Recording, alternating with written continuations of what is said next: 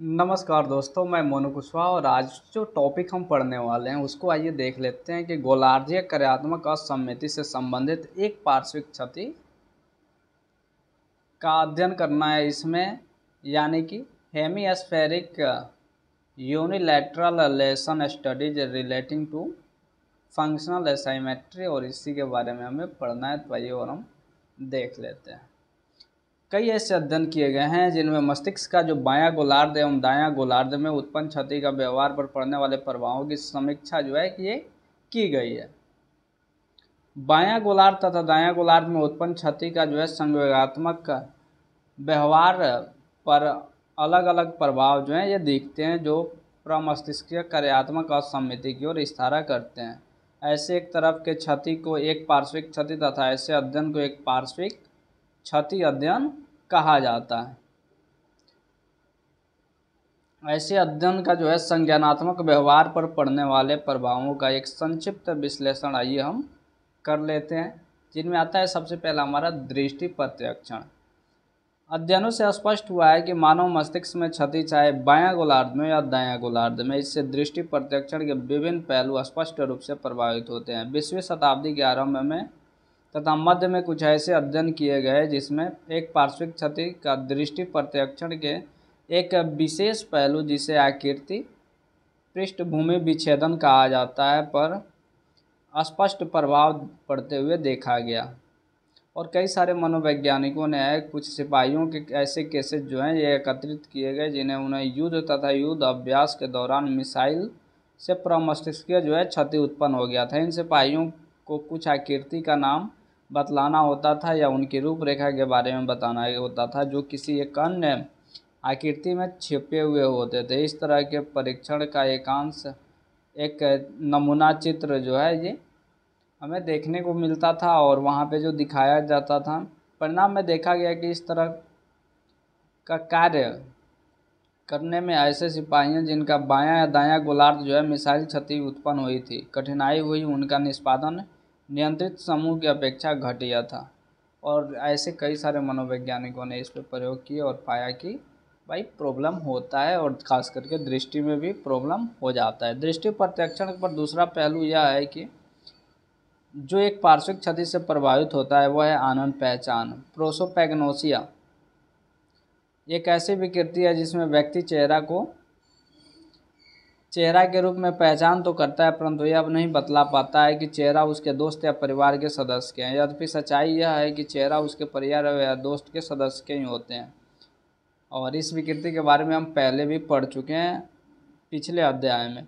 यद्यपि इस विकृति के कारण जो है अधिकतर केसेज में द्विपार्श्विक क्षति या दायां एवं बाएं दोनों गोलार्धों में उत्पन्न क्षति बतलाई गई है, परंतु फिर भी कुछ ऐसे केसेज भी देखे गए जिसमें इस तरह की विकृति या इससे मिलती जुलती आनंद पहचान की कठिनाई सिर्फ दायां या सिर्फ बायां गोलार्ध के पश्च कपाल पाली में उत्पन्न क्षति से होती है।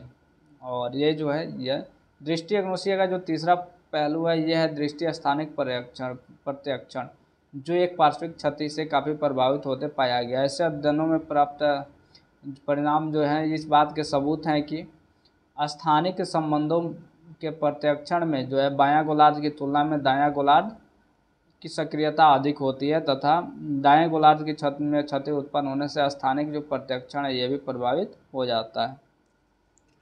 दूसरा जो है इसका यह स्पर्श प्रत्याक्षण। ऐसे कई एक पार्श्विक क्षति का अध्ययन किया गया है जिससे स्पष्ट हुआ है कि इस ढंग की जो क्षति है ये स्पर्श प्रत्याक्षण के विभिन्न पहलुओं पर काफ़ी प्रभाव पड़ता है। पहला है कायिक संवेदी परिवर्तन। शम्स तथा उनके सहयोगियों द्वारा कुछ अध्ययन किए गए हैं जिनमें ऐसे कुछ सैनिकों का कायिक संवेदी परिवर्तन का माप किया जिनका मस्तिष्क युद्ध के दौरान मिसाइल से घायल हो गया था। इन परिवर्तनों की माप करते हुए उन्होंने द्विबिंदु सीमा स्थानीकरण तथा दबाव संवेदनशीलता आदि का प्रयोग किया गया। द्विबिंदु सीमा स्थानीकरण जो है, द्विबिंदु सीमा ये किसी भी शरीर के बीच के कहीं का पार्ट जो होता है वहाँ पे दो बिंदु एक साथ गड़ाए जाते हैं। जो शुरू का जो डिस्टेंस होता है वो 4 सेंटीमीटर होता है, उसके बाद उसको कम कर करके और लाया जाता है कि व्यक्ति जो है प्रत्याक्षण कहाँ तक उसको हो जाता है कि उसको पता चल जाए कि भाई ये जो दो बिंदु गड़ाए जा रहे हैं ये दो ही हैं, एक नहीं है। दूसरा है परिणाम स्वरूप चाहे जिस तरह का हो, इतना तो स्पष्ट हो जाता है कि एक पार्श्विक क्षति से कायिक संवेदी परिवर्तनों का जो प्रत्यक्षण ये प्रभावित होता है। इसके बाद दूसरा है बी है, ये है आकार विभेदन। एक पार्श्विक क्षति का अध्ययन से इस बात के सबूत मिले हैं कि इससे व्यक्ति में स्पर्शजन आकार में भी जो है क्षमता प्रभावित होती है। इस तरह के कार्य में व्यक्ति की आंखों पर पट्टी बांधने की स्थिति में उसके शरीर का जो है भाग, ये शरीर पर स्पर्श किए गए आकार के बारे में बताना होता है। और जो है एक पार्श्विक क्षति से इन दोनों भागों के जो बिंदु होते हैं, स्थानीयकरण क्षमता जो होती है इसमें भी प्रभावित होती है। तीसरा जो है यह है संवेदी क्षमता। संवेदी प्रबलता। संवेदी प्रबलता से तात्पर्य शरीर के त्वचा पर किए गए दबावों, उत्तेजनों के प्रति अधिक संवेदनशीलता दिखलाने से होता है। कुछ ऐसे पार्श्विक अध्ययन किए गए हैं जिनसे अब पता चलता है कि दक्षिण-स्थित व्यक्ति दबाव उत्तेजनों के प्रति बाएं हाथ की तुलना में अधिक संवेदनशीलता दिखलाते हैं। उसके बाद एक नेक्स्ट जो है हमारा श्रवण प्रत्यक्षण। एक पार्श्विक क्षति के अध्ययनों से इस बात के सबूत मिले हैं कि इस प्रकार की क्षति से व्यक्ति का जो श्रवण प्रत्यक्षण प्रभावित होता है। प्राप्त सबूतों से स्पष्ट हुआ है कि बायां गोलार्ध द्वारा मूलतः संभाषण के शब्दों को उत्तम ढंग से संसाधित किया जाता है, जबकि दाएं गोलार्ध द्वारा मूलतः आभासाई उद्दीपकों को संसाधित किया जाता है। अतः बाएं गोलार्ध में क्षति उत्पन्न होने से सुने गए शब्दों का प्रत्यक्षण प्रभावित होगा तथा दायां गोलार्ध में क्षति उत्पन्न होने से आभासाई आवाज़ों का जो है ये प्रत्यक्षण बाधित होगी। श्रवण प्रत्यक्षण के लिए शंखपाली जो है ये मुख्य रूप से जिम्मेदार होते हैं। चौथा जो है यह कालिक क्रम। कालिक क्रम क्षमता से तात्पर्य दो उद्दीपकों विशेषकर दृष्टि तथा श्रवण उद्दीपकों के उपस्थिति को सही क्रम में पहचानने की क्षमता से होती है। इस क्षेत्र में एक पार्श्विक क्षति का अध्ययन काफ़ी कम उपलब्ध है, फिर भी कार्मुन तथा नार्गस द्वारा किया गया अध्ययन काफ़ी महत्वपूर्ण है। इस तरह की क्षति से स्पष्ट रूप से कार्यात्मक असम्मिति का पता चलता है। उन्होंने अपने अध्ययन में पाया कि बायां गोलार्ध में क्षति होने से श्रवण एवं दृष्टि दोनों ही जो है उद्दीपकों के क्रम में सही पहचान करने में असमर्थ रहता है। 5वां नंबर है स्मृति एवं अधिगम। कई ऐसे अध्ययन किए गए हैं जिनसे स्पष्ट हुआ है कि बायां एवं दायां गोलार्ध में किसी एक में भी क्षति उत्पन्न होती है तो उसका प्रभाव अधिगम तथा स्मृति पर पड़ता है। मिल्लन ने एक ऐसा अध्ययन किया जिसमें उन्होंने स्पष्ट रूप से पाया कि बायां शंखपाली की क्षति उत्पन्न होने से शाब्दिक सामग्रियों जैसे लघु कहानी का प्रत्यक्षण घटिया हो जाता है, जबकि दाएं शंखपाली में क्षति उत्पन्न होने से अशाब्दिक सामग्रियों जैसे ज्यामितीय आरेखण, चेहरा, अशाब्दिक आवाज़ तथा अन्य समान सामग्रियों का प्रत्यक्षण जो है प्रभावित हो जाता है। छठा है संचार। व्यक्ति किसी अन्य व्यक्ति को अपने विचारों, भाव आदि को भाषा का उपयोग करके दूसरों तक संचारित करता है। कुछ ऐसे अध्ययन किए गए हैं जिनसे स्पष्ट हुआ है कि दायां गोलार्ध में क्षति उत्पन्न होने से व्यक्ति के भाषा एवं भाषा संबंध कौशल काफ़ी हद तक समाप्त हो जाते हैं। वेपनर तथा उनके सहयोगियों ने बतलाया है कि बायां गोलार्ध में क्षति उत्पन्न होने से भाषाई कठिनाइयाँ तथा उनसे संबंधित संचार की समस्याएं जो होती है ये, और इस तथ्य की पुष्टि जो है अनेक अध्ययनों से हो चुकी है, परंतु बाएं गोलार्ध की क्षति उत्पन्न होने से भाषाई कठिनाइयाँ तथा उनसे संबंधित संचार दोष समर्थन में भौतिक परोक्ष सबूत उपलब्ध है, यानी कमी शब्द उपलब्ध हैं। 7वां यह संवेगिक कार्य है। एक पार्श्विक क्षति उत्पन्न होने से यह भी स्पष्ट हुआ है कि दायां बायां गोलार्ध में क्षति उत्पन्न होने से उनके संवेगिक कार्य की जो है प्रतिक्रिया ये प्रभावित होती है, और ये वाला जो पढ़े हम पिछले चैप्टर में भी पढ़ चुके हैं।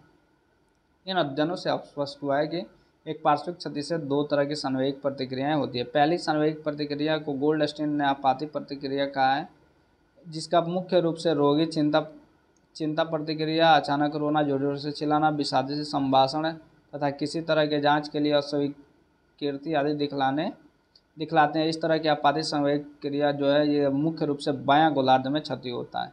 इसके अलावा पार्श्विक क्षति से दूसरे प्रकार की संवेगिक प्रतिक्रिया जिसे बिम्बस्की ने मुख्य रूप से अभिज्ञा की कमी, हेमीप्लेगिया अर्थात शरीर के एक तरफ का पक्षघात, विशेष बाएं भाग के पक्षघात को मानने से इनकार कर देना, मजाक करने की प्रवृत्ति, एनोसोग्नोसिया आदि को महत्वपूर्ण बताया। ऐसी संवेगिक जो प्रतिक्रियाएं मूल रूप से दाएं गोलार्ध से संबंधित होती हैं। इसके बाद जो है अवधान यानी सीखने की प्रक्रिया। अवधान में ऐसे व्यक्ति जो है अवधान जिसमें व्यक्ति जो है दैहिक अनुक्रिया या क्रिया करने की तैयारी या फिर अनुक्रिया चयन मात्रकता अधिक बढ़ जाती है में बाएं गोलार्ध की तुलना में दायां गोलार्ध में सक्रिय भूमिका होती है, अतः अवधान की प्रक्रिया के लिए दायां गोलार्ध ही अधिक प्रबल होता है। गोलार्ध में क्षति उत्पन्न होने से व्यक्ति किसी वस्तु या घटना पर अधिक ध्यान नहीं दे पाता है, फलतः ऐसे व्यक्ति या रोगियों की उपेक्षा की व्यवहार जो है प्रायः देखने को मिलता है। कई सारे मनोवैज्ञानिकों ने जो है अध्ययन किया है और जो शोधों से इनके स्पष्ट हुआ है कि बायां एवं दायां किसी भी गोलार्ध में क्षति उत्पन्न होने से व्यक्ति में प्रतिक्रिया समय काफ़ी कम हो जाता है, परंतु दायां गोलार्ध में क्षति उत्पन्न होने से गोलार्ध में उत्पन्न क्षति की तुलना में प्रतिक्रिया समय अधिक कम हो जाता है। एलमैन तथा उनके सहयोगियों ने अध्ययन में बताया है कि बायां गोलार्ध में क्षति उत्पन्न होने से रोगी एफासिया की शिकायत जिनकी थी उन तुलना में दायां वित्तीय शंख क्षेत्र में क्षति उत्पन्न होने से उत्तेजन का स्तर जो है सामान्य स्तर पर कम होती है। दायां गोलार्ध की जो सक्रियता अवधान के मामले में बायां गोलार्ध से जो है अधिक होता है, फलतः दाएं गोलार्ध में क्षति बाएं गोलार्ध की तुलना में अधिक अवधान प्रक्रिया को अधिक चोट पहुंचाती है। तो ये था हमारा क्या क्या संज्ञानात्मक बदलाव आते हैं और एक पार्श्विक क्षति में। उम्मीद है आपको समझ में आया होगा। फिर मिलते हैं हम नेक्स्ट चैप्टर में नेक्स्ट डे। थैंक यू, धन्यवाद। फिर